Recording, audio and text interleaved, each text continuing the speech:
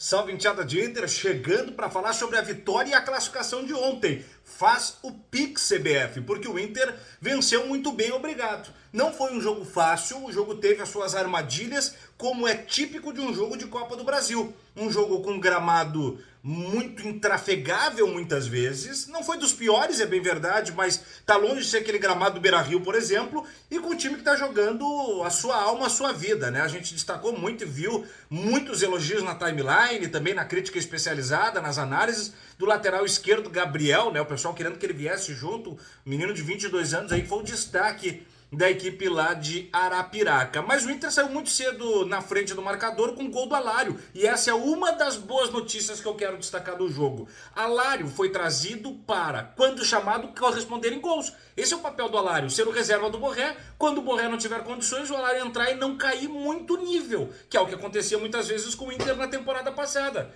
Pois o Alário tem 3 gols já no campeonato, quer dizer, 2 no Gauchão e 1 na Copa do Brasil. Um contra o Grêmio, em menos de um minuto em campo, e outro gol que foi o boi que passou a boiada da classificação, o gol de abertura, o gol que deu tranquilidade para o Inter ir conquistando a sua classificação no decorrer da partida. O outro gol do Vitão na segunda etapa. O Inter sofreu um pouco, teve alguns momentos de instabilidade por conta do Antony em especial, mas teve um certo grau de controle também da partida, né? Na experiência e na expertise de um Arangues, de um Alan Patrick, né? O Inter é claro que fica menor do que pode ser sem o Rocher, sem o Ener Valencia, sem o Mercado. O Robert Renan foi poupado pelo Cudê, ele relatou isso depois, né? Que o Robert vem jogando muito, ele deu espaço para o Igor Gomes, que vem de lesão, estava um pouco sem embocadura. O René, apesar de ter vindo com um pouco com a moral baixa do Grenal e do gol contra, foi bem, se recuperou em campo, né? Fez uma servida para gol, participou ativamente do jogo. Pois bem, o fato é o seguinte, um outro ponto que eu quero destacar é o banco de reservas. O Inter foi com um banco bem menor, bem diminuto. São 8 jogadores à disposição que ficaram na partida. 1 de gol e 7 de linha. 5 entrariam no jogo. Só que dos 8 que eu estou falando, todos abaixo de 25 anos.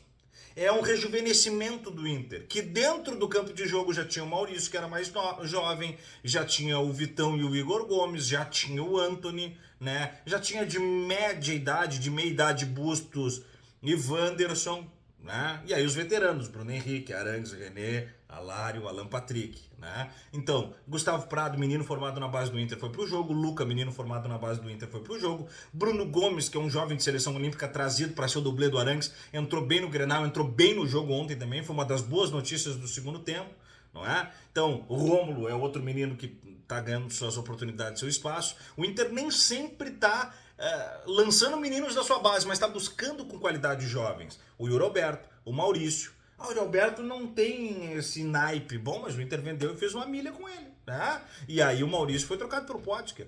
E agora o Inter buscou o Rômulo lá do Atlético. O Inter buscou o Igor Gomes, que estava encostado no futebol espanhol. O Inter agora tem aí, talvez, né, a prospecção do Gé da Ponte Preta. Quem sabe desse menino Gabriel, de 22 anos, não necessariamente está formando os meninos, mas está sabendo prospectar. O Vitão, que se aproveitou lá do futebol russo, né? Então, o Inter classificou muito bem, obrigado.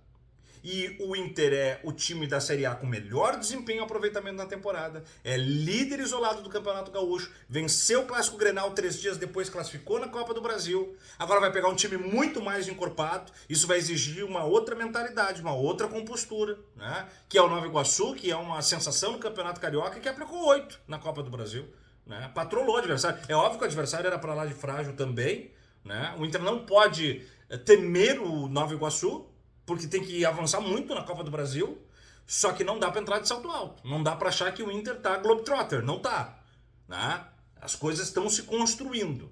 E essa é algumas das boas notícias.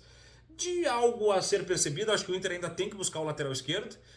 Acho não, isso é certo sabido, só que eu acho que não dá para esperar até o meio do ano, como alguns sinalizam. E o goleiro é imediato. Acho que o Antony já deu sinais de que não pode ser ele. O nome do Jandrei foi surgido, eu conversei com o empresário dele, o Carlos Escuro, que negou, disse que o Vene Casagrande tirou essa notícia, ele não sabe de onde, que não partiu deles, que o jogador renovou em 2023 com o São Paulo até no final de 2026, que não tem pretensão de sair, não deve ser ele o goleiro. Onde a fumaça fogo, via de regra. Talvez tenha alguma coisa a partir do Inter como intenção, mas ainda não materializada. né? E não dá para dizer que um goleiro que não está sendo aproveitado no São Paulo não possa ver com bons olhos vir para o Inter, né? Ele que já jogou na base do Inter, inclusive.